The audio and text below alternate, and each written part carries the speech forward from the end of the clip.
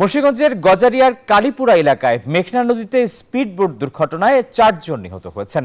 এছাড়া মুন্সিগঞ্জের ঢাকা চট্টগ্রাম মহাসড়কে পৃথক সড়ক দুর্ঘটনায় নিহত হয়েছেন 2 জন।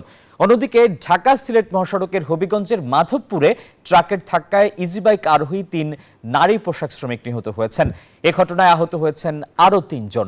প্রতিনিধিদের তথ্য ও ছবিতে ডেস্ক রিপোর্ট। শুক্রবার রাত 11:30টার দিকে মুন্সিগঞ্জের গজারিয়ার কালীপুরা এলাকায় মেঘনা নদীতে স্পিডবোট দুর্ঘটনায় 4 জন নিহত হয়েছেন। পুলিশ জানায়, খবর পেয়ে ঘটনাস্থল থেকে একজনের মরদেহ উদ্ধার করা হয়।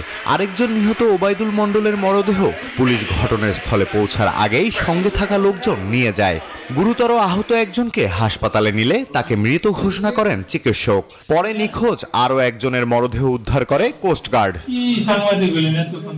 প্রাথমিকভাবে ঘটনাটি স্পিডবোটের সাথে বালখেড়ের সংঘর্ষ মনে হলেও প্রকৃত ঘটনা উদ্ঘাটনে কাজ করছে নৌ পুলিশ। কোস্টগার্ড ডুবুরি দল 2টা টিম নিয়ে ঘটনাস্থলে পরিদর্শনে আসি এবং ডাইভিং কার্যক্রম পরিচালনা করি। ডাইভিং পরিচালনা করে 2টা 5 মিনিটের দিকে নিখোঁজ ব্যক্তির মরদেহ উদ্ধার করি। টোটাল জানিয়াতের সংখ্যা এখন আমরা পাইছি 4 জন। এদিকে মুন্সিগঞ্জে পৃথক সড়ক দুর্ঘটনায় 2 জন নিহত হয়েছেন। পুলিশ জানায়, সকালে ঢাকা চট্টগ্রাম মহাসড়কের জামালদি স্ট্যান্ড এলাকায় মহাসড়ক পারাপারের সময় এক ইমাম নিহত হন। এদিকে অজ্ঞাত গাড়ির চাপায় নিহত হন আলামিন নামের এক শ্রমিক।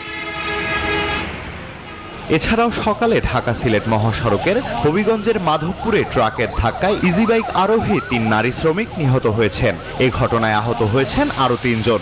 হাইওয়ে পুলিশ জানায়, নিহত শ্রমিকরা বাদশা কোম্পানির পাইওনিয়ার ডেমিন কারখানার শ্রমিক। Desk report, news 24।